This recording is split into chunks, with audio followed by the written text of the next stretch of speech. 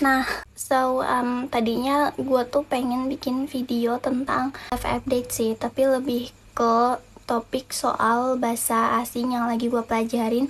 Lebih tepatnya bahasa Eropa gitu, kayak bahasa Spanish, Spanyol, sama bahasa Jerman. Tapi yang bener-bener gue tertarik banget pengen omongin itu adalah bahasa Jerman. Kenapa? Soalnya gue itu orangnya tertarik banget sama bahasa Jerman, dari negaranya, kulturnya, dan juga of course bahasanya. Tapi yang bikin gue itu kaget banget karena gue baru baca berita tentang pernyataan bahwa negara Jerman itu nge-support negara genocide Israel. Jadi gue itu kayak lose interest, lose motivation buat ngebelajarin bahasa Jerman lagi gitu. Kayak ya walaupun gak totally, tapi gue tetap ngerasanya kayak gue ke bahasa Jerman gitu.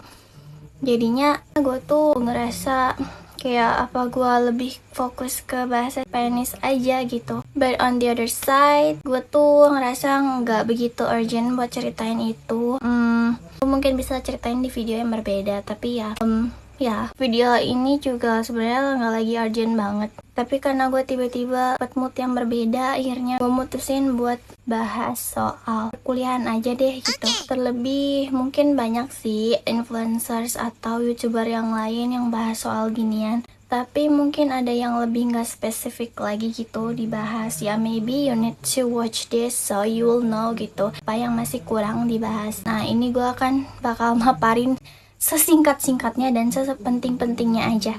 First of all, mungkin gue bakal bikin video kayak ginian ada 3 part maybe, karena emang satu videonya tuh singkat banget. Gue bakal sebutin 3 aja ya garis besar yang emang 3 hal umum ini sih yang lebih baik jadi bahan yang lu tahu sebelum lu masuk kuliah. Video ini bakalan bahas tentang di sisi aspek sosialnya ya, supaya lu gak bakalan kaget ntar di perkuliahan itu kan lu banyak ketemu orang yang literally random. Ya maksudnya random ya emang di SMA, SMP, SD kan juga random, cuman di perkuliahan tuh lebih random lagi soalnya banyak perantauan dan juga bener-bener yang dari Sabang sampai Merauke tuh bisa ada di kampus lo gitu.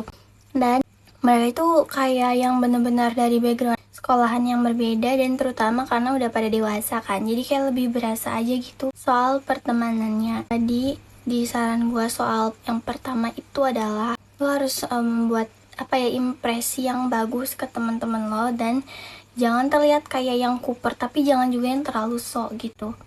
Gue nggak tahu apakah ini bisa dipahamin, tapi intinya gitu. Kayak lu boleh introvert, tapi jangan kayak kelihatan introvert banget, karena suatu waktu tuh bakal jadi bom waktu sendiri. Karena gue tulisin aja di sini ya. Nah, terus lu juga nggak bisa terlalu kayak yang so extrovert banget, karena bisa jadi bumerang juga. Kayak lu tuh nanti ada yang hate, siap-siap aja sama itu ya, walaupun diam juga bakal di hate sih. Tapi kalau misalnya lebih-lebih kalau lu extrovert, lu takutnya salah ucap gitu atau apa, bakal ada yang kesini sakit hati dan jadi nge-hate lo gitu. Nah pokoknya jadi yang B aja gitu, biasa-biasa aja. Nah terus yang kedua, kalau misalnya lu mau ikutan organisasi atau misalnya ada project kelas gitu, lu jangan kelihatan punya skill atau kemampuan apapun yang benar-benar important banget gitu di organisasi itu, karena lu yang bakalan jadi orang, mungkin salah satu atau satu-satunya orang yang dijadiin andalan di kelompok itu gitu. Bisa jadi lu tuh kayak dikasih beban tugas yang lebih berat dari yang lu bayangin gitu. Misalnya lu nunjukin nih kayak wah lu misalnya ngedit di kelas, terus kayak diliatin, wah lu jago edit ya ternyata gitu.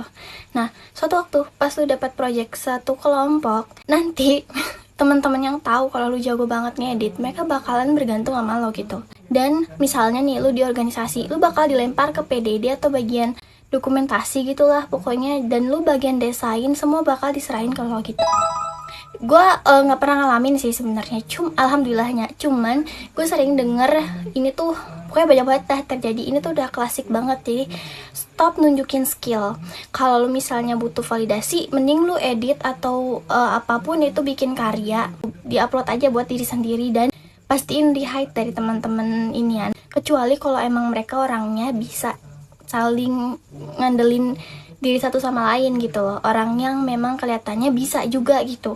Tapi gue rasa lebih baik jangan sih. Karena juga selain lu bakalan unpaid alias nggak dibayar, kerjaannya juga kayak lebih banyak bakalan mungkin dikritik gitu atau dievaluasi tanpa lu dibayar. Lebih nyesek mana gak sih? Lebih mending lu digaji ya kan. Terus ya walaupun dikritik juga gak masalah, toh lu juga dibayar. Tapi kalau misalnya kayak gini ya enggak.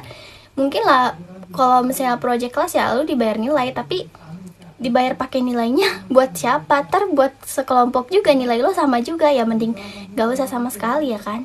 Nah terus yang ketiga soal sosial ya, menurut gue tuh kayaknya ya yang ketiga jangan percaya siapapun.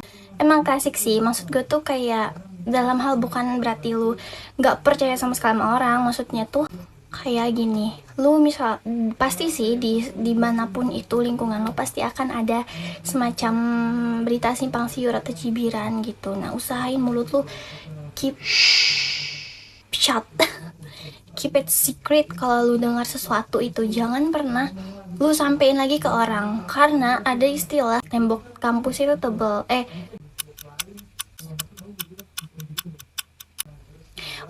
dinding kampus itu bisa ngedenger, atau tembok kampus itu setebal-tebalnya bisa ngupingin. Karena nggak semua orang bisa lu benar-benar percaya.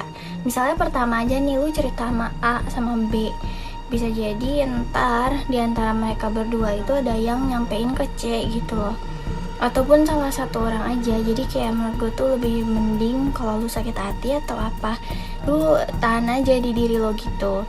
Dan kalau misalnya lu dengar suatu cerita kisah di kampus gitu, lu jangan ceritain ke siapapun kecuali mungkin yang di keluarga lo doang gitu loh. Kayak lu pengen cerita ada kejadian aneh di kampus, tapi jangan pernah ceritain ke antara teman gitu. Kalau misalnya mereka ngajakin gibah atau cerita gitu, ya hahaha gitu aja.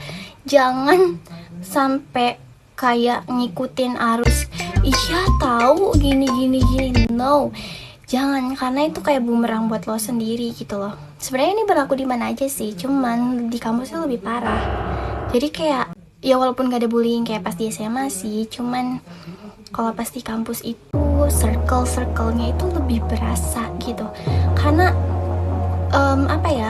karena semua orang di sana di kampus ini punya struggle masing-masing dan berjuang buat diri sendiri masing-masing sebenarnya. Karena semua kan pengen punya gelar, mereka semua juga punya tujuan masing-masing kenapa pengen punya gelar itu. Nah kalau misalnya ada cara buat ngejatuhin lo, kenapa enggak?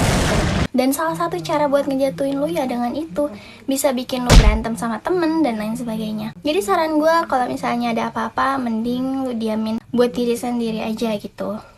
Ya gitu deh menurut gue. Sebenarnya masih banyak lagi sih yang pengen gue bilang, cuman